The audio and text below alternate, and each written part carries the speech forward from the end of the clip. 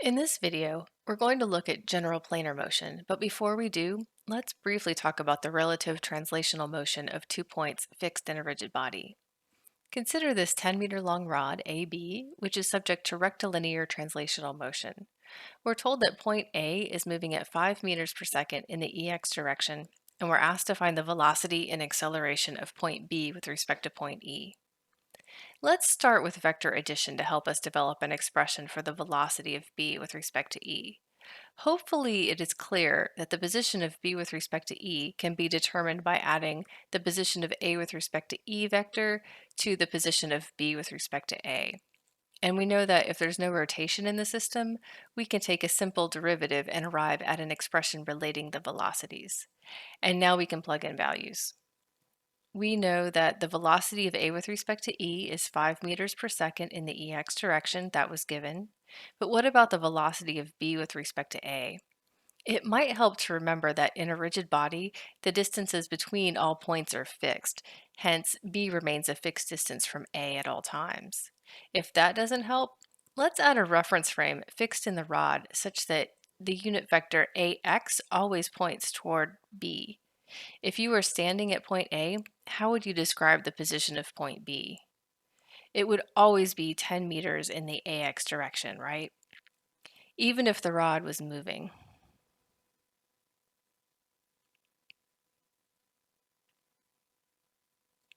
Mathematically, we can take the time derivative of the position vector. And again, we see that the velocity of B with respect to A is the zero vector because the derivative of a constant is zero. The same could be said for acceleration. If a rigid body is undergoing translational motion, none of the particles are accelerating with respect to each other. So the acceleration of B with respect to E equals the acceleration of A with respect to E.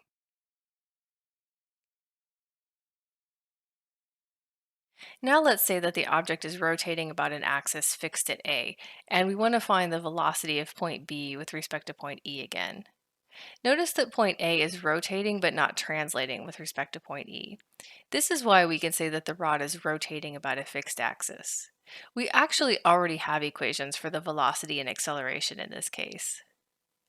Keep in mind that I'm not going to spend much time on acceleration in this module, but we'll work with it much more in the next module. So for now, let's find the velocity. This is omega cross r, and we were given omega of the rigid body. This is just 1 radian per second in the EZ direction. So what is the position of B with respect to A?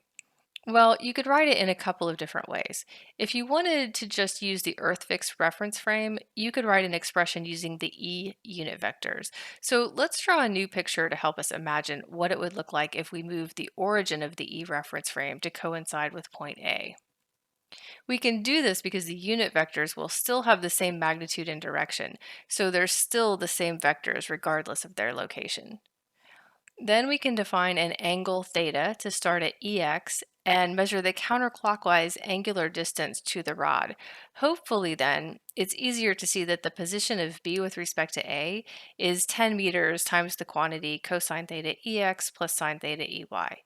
If you don't see it, imagine that theta is an angle of about 30 degrees rather than the larger angle shown here. Then you can plug this expression into the equation for velocity and collect terms. And this is the velocity of B with respect to E using the E unit vectors. Now let's back up and do this problem, adding unit vectors fixed in and rotating with the rod. Notice that AX always passes through point B, the point of interest. In this case, the position of B with respect to A is 10 meters in the AX direction. And notice that even though AZ and EZ aren't shown, they're both coming out of the screen, and they're equal to each other. So we can write the angular velocity vector as 1 radian per second EZ or 1 radian per second AZ. And we'll choose the latter since we'll have to take a cross product, and it will help us if all of the unit vectors are from the same reference frame.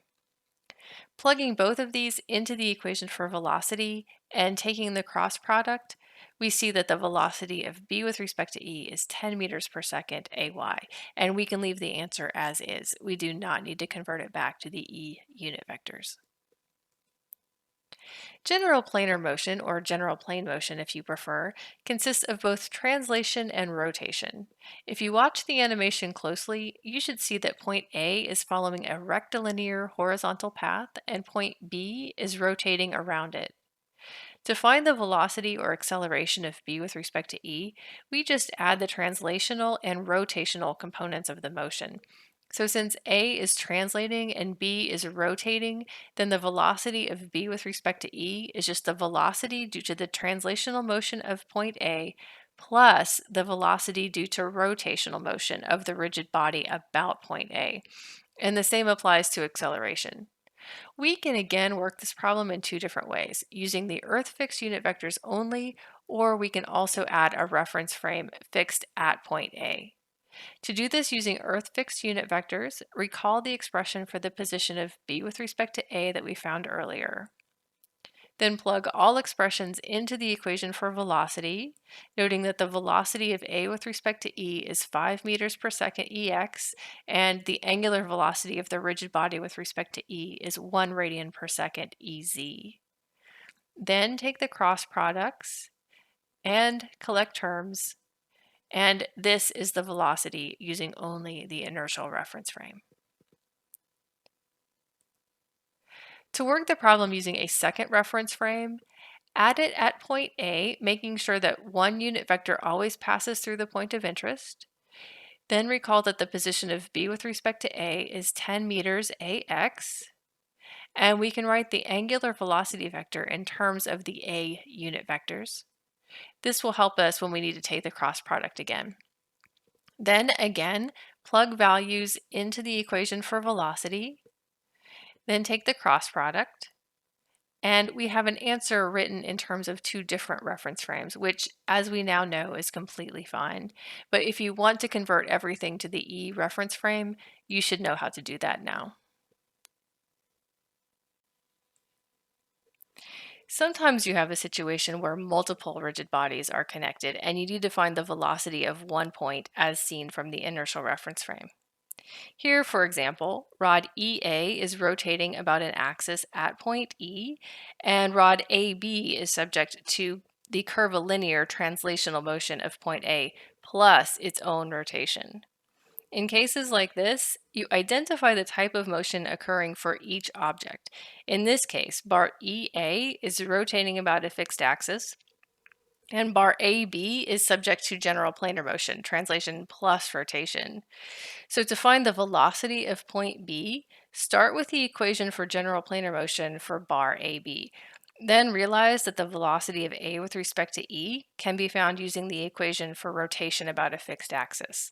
But you have to modify the subscripts so that it applies to rod EA. Here, B becomes A, and A becomes E. I will also change the generic RB for rigid body to refer to rod EA specifically, and then plug this expression into the expression for the velocity of B with respect to E, and proceed to solve the problem. So let's do an example. Here, we have bar AB hinged to a wall on one side and bar BC on the other. Bar BC is attached to a sliding collar at point C. We're asked to find the velocity of collar C at the instant shown. We will use the rigid body equations to solve this problem. We've been adding reference frames and rotating objects to help us solve problems, and we could do the same here, but as you'll see in a minute, it's actually more convenient to work in Earth-fixed unit vectors. So I'll add an Earth-fixed reference frame such that EX passes through point C. This is not required, but it will make the problem easier to work. Note that we're interested in the velocity of collar C, which is constrained to move in the horizontal direction only. If we used additional rotating reference frames, we'd have to convert the motion of collar C to the EX direction anyways, so I will go ahead and work in only the E reference frame. So let's start by writing down what we know. We know the position of B with respect to A, and it's this. Don't hesitate to pause the video to check that. We also know that the angular velocity of AB with respect to E is 4 radians per second EZ. and we know the position of C with respect to B. This is a bit tricky, so don't hesitate to pause the video and draw a diagram to help you. We don't know the angular speed of rod BC, so I'm just going to call it omega BC, and I will assume it is acting in the positive EZ direction. If it's not, the equation should tell us that as we solve the problem. We can see that rod AB is subject to rotation about a fixed axis, and rod BC is subject to general planar motion because point B is translating and rod BC is also rotating. I'm going to rewrite both of the velocity equations with the appropriate subscripts for this problem. For rod AB, I just need to note that the RB should be AB. For rod BC, I need to change the B's to C's, the A to a B, and the RB to BC. It might also be bothering you that we've not addressed the velocity of point A with respect to E. However, since A is rotating but not translating in E, its linear velocity is 0, so we don't need to account for it in the equations. Combining the two velocity expressions gives us one equation, so now we can plug in values.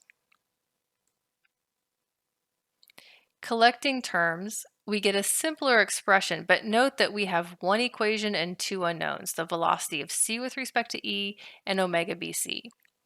We can find omega BC by remembering that collar C cannot move in the EY direction.